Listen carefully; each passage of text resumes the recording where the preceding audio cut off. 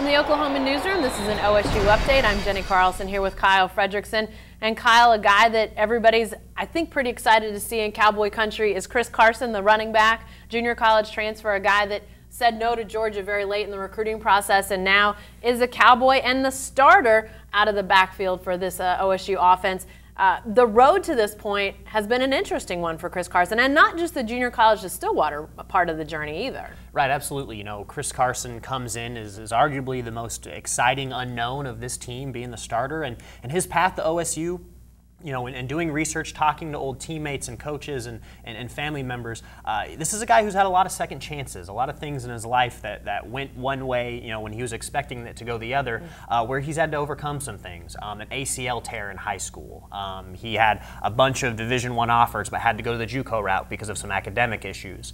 Like you had mentioned, he had committed to Georgia, then realized he made a mistake late in the process, but was able to flip that commitment back to OSU. So this is a guy who you know, didn't take the traditional path to becoming, you know, what a lot of people think is an NFL prospect, but he certainly made the most of those experiences and has really kind of humbled him through this process to become a young man in a position to do some pretty good things this year. You know, we don't have any way to know exactly what he's going to do for the Cowboys, but we know that the running game struggled some last year. They just never quite got their footing, and obviously the offensive line was, you know, not what it should have been or could have been. It was in years past. They obviously were having struggles with the quarterback position until Mason Rudolph comes in. But what sort of presence could Chris Carson become? What could the running back position, with him leading the way and obviously Running Childs as the second string guy, what could they bring to this offense this year? I mean, it could be huge, and obviously he's yet to play it down yet, so everything we say here is subject to change as the season goes on. But in talking with Mike Yursich, the one thing that stood out to me was that Yursich says there isn't a situation on the field where they feel like Carson's a liability.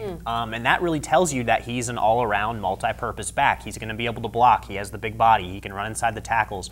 You know, we've seen him in practice get out on the edge and use the speed to burn some guys. So you put all those skill sets together, and then you have a guy like Running Childs who can kind of be that spark plug off the bench, can really be good in short bursts. Not a guy who necessarily is going to be at his best down late in the game when he's been worn down, but that's why you have a guy like Carson to be that every down back.